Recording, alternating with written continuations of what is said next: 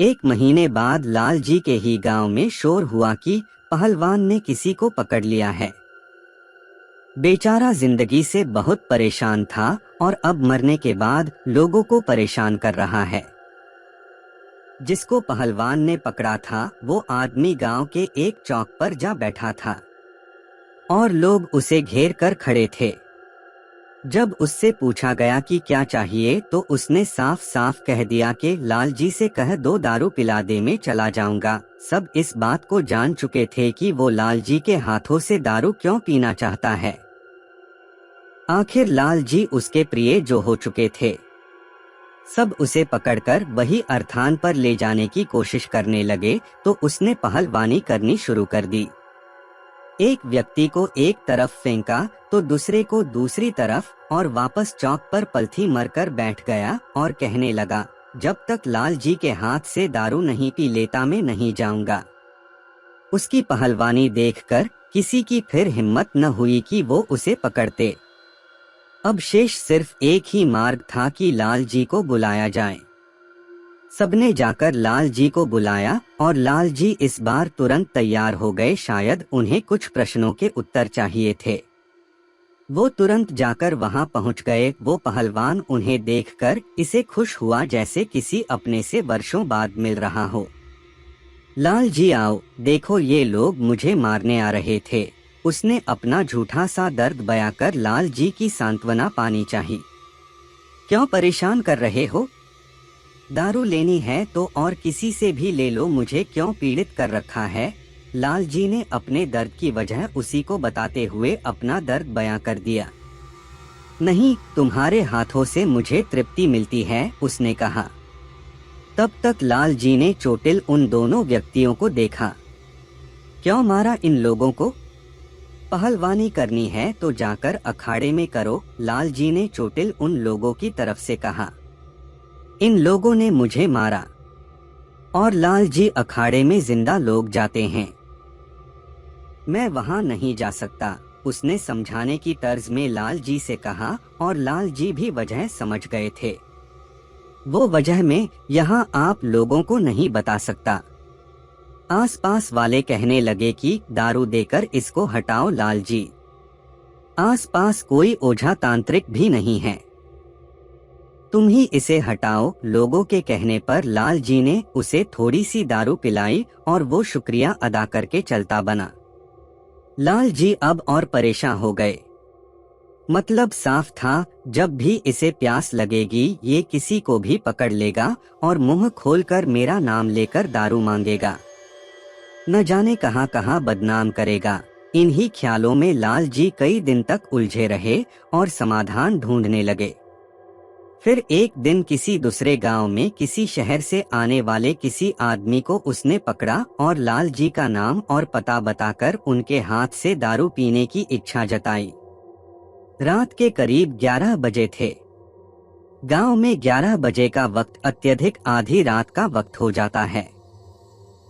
उस वक्त पर ही कुछ व्यक्ति लाल जी के घर आए, साथ चलने की प्रार्थना करने लगे, यहाँ तक कि पैसों की पेशकश तक कर दी। एक तो लाल जी का आलस्य, ऊपर से रात का वक्त, दोनों ने पहरे लगा रखे थे, मगर इतना परेशान उन लोगों को देखकर वो जाने के लिए राजी हो गए।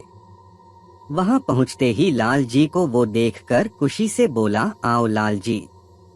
लाल जी झल्ला गए और गुस्से में उसकी सेंकने लगे, क्या है बे साले, क्यों दुखी कर रखा है? ना रात देखे न दिन। मगर वो फिर भी विनम्रता से बोला, बस तुम्हारे हाथों से दारू चाहिए थी। इतने दिनों से तुम उस तरफ भी नहीं आए तो देखा भी नहीं था। जान लेगा क्या मेरी?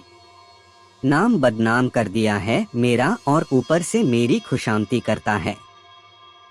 अगर जिंदा होता तो मैं तुझे मार देता। लाल जी गुस्से में बदबदाए जा रहे थे। जान जाने का दुहक तो मुझे है, तुम मुझे बस दारू पिला दो और जाने दो, तुम्हारी उम्र बहुत है, उसकी चिंता न करो, उसने लाल जी के गुस्से का फिर से सरल उत्तर दिया। लाल जी को कुछ नहीं सूझा, उन्होंने उसे दारू देकर विदा कर दिया और अब उन्होंने कई जगह जाकर कई ओझा तांत्रिक ढूंढे, ताबीज वगैरह बनवाई ताकि वो पहलवान परेशान न कर सके। मगर इन सब का कोई औचित्य नहीं था, क्योंकि उसे तो सिर्फ लाल जी से दारू चाहिए थी, न कि लाल जी को कोई नुकसान पहुंचाना था। दुआ ताबीज के बावजूद कहीं न कहीं से खबर आती कि फला गांव में फला आदमी को किसी ने पकड़ लिया है और वो लाल जी को बुला रहा है। लाल जी तुरंत समझ जाते और अनमने मन से वहां लोगों के आग्रह पर चले जाते। 4 गाली उसको देते, 4 गाली खुद को और अपने आलस्य को। अगर वो उन दिनों अर्थान पर जाकर भोग देते तो शायद ये मुसीबत कभी उनके पीछे न लगती। कभी बरसात, कभी जलती धूप, कभी रात, कभी सुबह, कभी कहीं तो कभी कहीं से कोई आ जाता कि लाल जी चलो दारू देके उसको बचा लो। उन्हें अपना काम छोड़कर भी जाना पड़ जाता। लाल जी को ये सब करते हुए करीब 1 साल बीत चुका था। अभी तक उन्हें कोई काबिल जानकार नहीं मिला था कि वो अपना पीछा छुड़ा पाते। जो मिले भी उन्होंने हाथ डालने से मना कर दिया। एक बार कहीं से एक जोगी घूमता फिरता न जाने कहां से उस गांव में आ गया। उसने लाल जी के घर का पता पूछा और लाल जी के घर पहुंच गया। लाल जी ने जब एक अनजान आदमी को देखा तो वो तुरंत तैयार हो गए कि फिर से उसी ने किसी को पकड़ा होगा जिससे ये जोगी बुलाने आया है। लाल जी, आपसे एक बात करनी है, क्या आप मेरे साथ थोड़ी देर के लिए बाहर आएंगे? जोगी ने लाल जी से कहा। लाल जी को उनके बड़े भाई को भी थोड़ी हैरानी हुई कि बुलाने नहीं आए, सिर्फ बात करने आए हैं। जोगी लाल जी को एक किनारे ले गए। मैंने एक पहलवान जैसे आदमी को वहां रेल की पटरी पर देखा है, वो मर चुका है। उसने मुझे तुम तक ये संदेश देने को कहा है कि तुम उसे दारू पिलाओ एक निश्चित समय अंतराल पर। क्या तुम जानते हो उसे? जोगी ने लाल जी से कहा। इतना कहना कि लाल जी ने सारी अपनी व्यथा जोगी को सुना दी और कहा कि शायद ये मेरी भाग्य ही है जो मुझे अपने आलस्य की सजा इस कदर मिल रही है।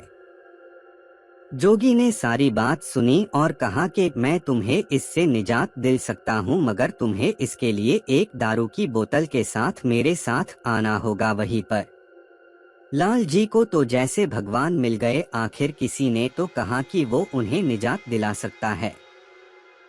लाल जी फिर उस जोगी के कहने पर छत से भी कूद जाते। वो इस बात के लिए राजी हो गए। लाल जी ने उन्हें अपने घर में ही ठहराया। वो एक विचरण करते जोगी थे। उस वक्त में इस तरह के साधु अक्सर हुआ करते थे जो अपना ठिकाना एक जगह नहीं बनाते थे और जन कल्याण में जीवन समर्पित कर देते थे।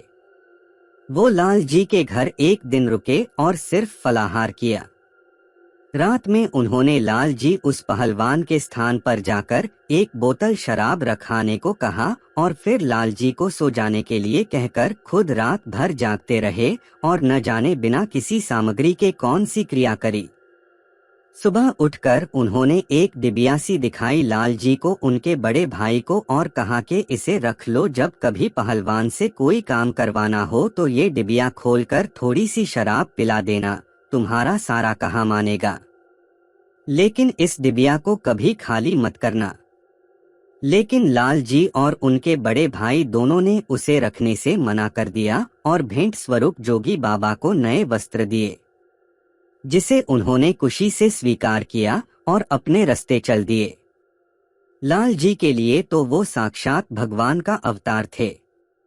तब से लाल जी ने निर्णय लिया कि आलस्य को दोबारा हावी नहीं होने देंगे और न ही बिना जाने कहीं भी किसी को भी भोग देंगे।